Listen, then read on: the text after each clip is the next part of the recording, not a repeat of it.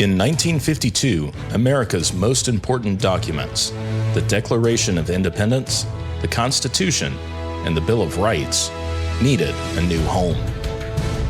The National Archives turned to one company, Mosler Safe. The result was the largest vault in the world, designed to survive fire, floods, theft, and even the collapse of the building above it. This is the story of the vault that guarded the charters of freedom for nearly 50 years.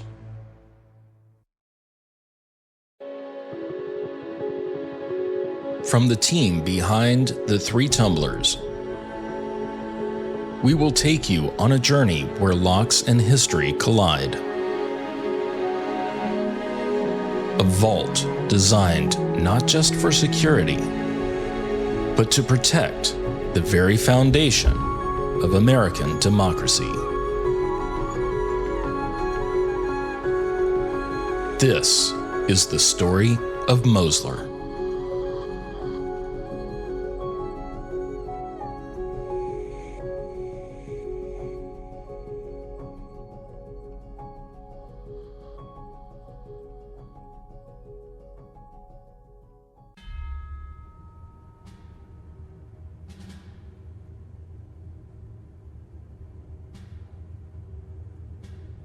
In the United States, few documents possess greater historical and symbolic significance than the Declaration of Independence, the Constitution, and the Bill of Rights, collectively known as the Charters of Freedom.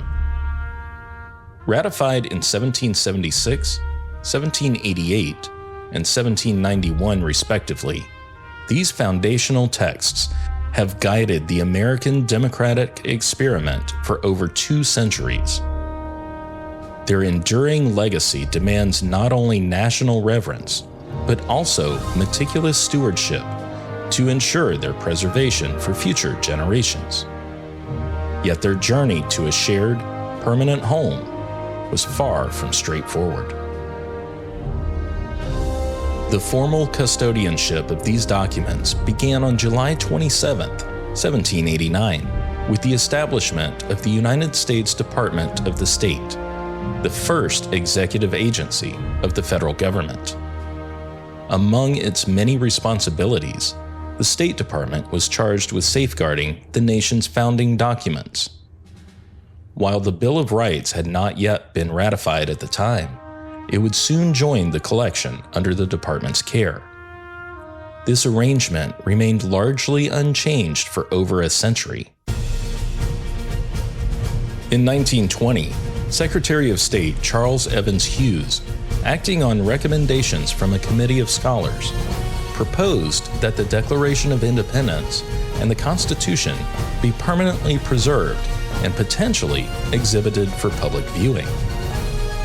President Warren G. Harding responded swiftly, issuing an executive order transferring the custody of both documents from the Department of State to the Library of Congress. The onset of World War II temporarily disrupted efforts to establish a permanent display. For security reasons, the documents were temporarily relocated, including a brief stay at Fort Knox in Kentucky. However, on September 17, 1951, President Harry S. Truman presided over a ceremonial re-encasement of the Declaration of Independence and the Constitution in helium-filled cases. Joined by Chief Justice Fred M. Vinson and members of Congress, Truman emphasized the importance of preservation, declaring that such efforts would continue to, quote, give energy and hope to new generations in the United States and abroad. He further expressed his desire that the Bill of Rights be encased alongside the Constitution, calling the first 10 amendments, quote, the most important part of the Constitution. In the weeks that followed, Wayne Grover, Archivist of the United States, and Luther Evans, Librarian of Congress, agreed to transfer the Bill of Rights to the National Archives for joint preservation, along with the other charters. Due to the stipulations of the Federal Records Act of 1950, however, The transfer required formal authorization by Congress. On April 30th of 1952, Congress approved the measure, officially uniting the Declaration of Independence, the Constitution, and the Bill of Rights under the care of the National Archives.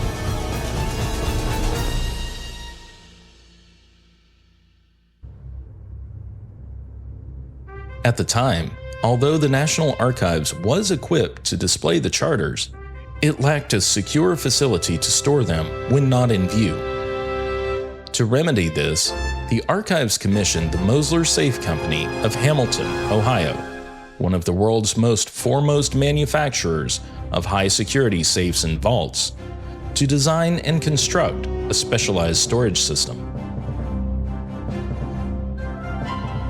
Having been refounded in 1874, Mosler had a long history of federal contracts and had built numerous high-security installations, including the Gold Bullion Vault at Fort Knox, vaults for the Manhattan Project, and 65-ton blast doors for the Oak Ridge National Laboratory, then considered the heaviest doors in the nation.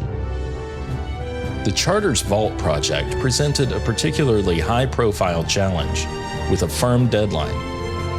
It was to be completed by Bill of Rights Day, December 15, 1952.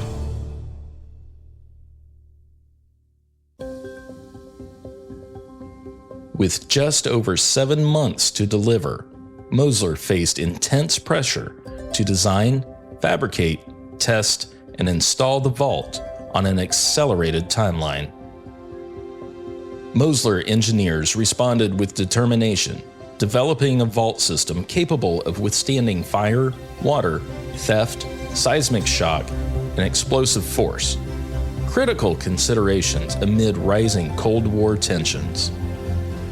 The overarching design brief was simple. The charters must remain secure even if the entire weight of the Archives exhibition hall collapsed onto the vault. The vault mechanism was both innovative and practical, functioning much like a large-scale jack-in-the-box.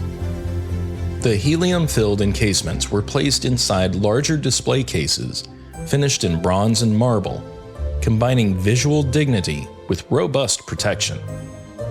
Each night, or in case of an emergency, the charters would descend via a custom-built scissor lift elevator into a 50-ton steel and concrete vault located approximately 20 feet beneath the exhibition floor. This mechanism could be activated manually with a single button, with or without electricity. In the morning, shortly before opening, the charters would ascend for display. Each cycle took roughly 90 seconds. According to Charles Clotter, then Mosler's manager of engineering, quote, "The toughest part of the design was the doors on top of the vault, which together weighed 11 tons. Hydraulic jacks were not permitted due to concerns about oil leaks. Instead, the system relied on mechanical scissor jacks to lift the cases, an unconventional but effective solution."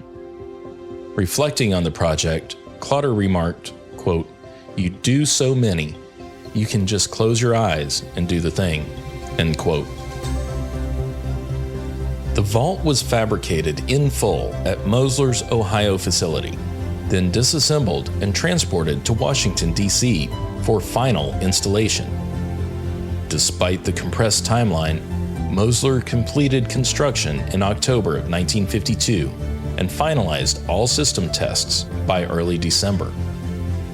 On December 13th, the National Archives formally accepted the vault and prepared to receive the charters. Upon delivery, Mosler declared the installation the largest vault in the world. On December 15th, 1952, Bill of Rights Day, President Truman led a dedication ceremony for the new home of the Charters of Freedom. In his address, he proclaimed that the documents were now, quote, "as safe from destruction as anything that the wit of modern man could devise," end quote. Thanks to, quote, "the safest safe man has ever devised.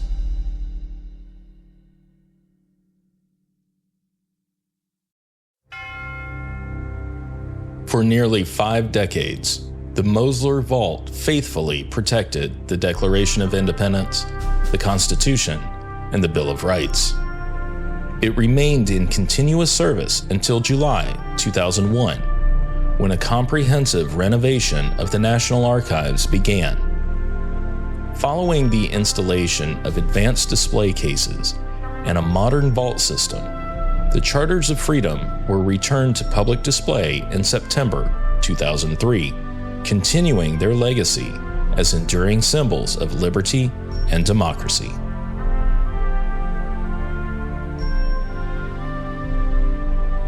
So the next time you visit the National Archives, pause for a moment.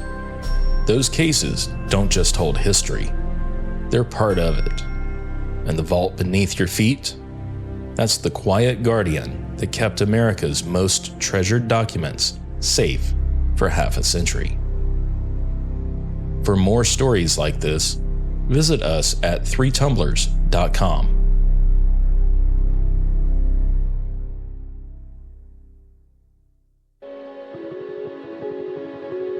Special credit for this episode to Bill Gearhart for providing essential research materials for this episode.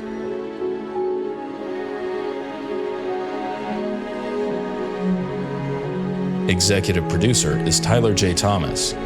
Technical producer is Jeff Moss. Writer and editor is Tim Coleman. This has been a 3 Tumblers production. Copyright 2025. All rights reserved.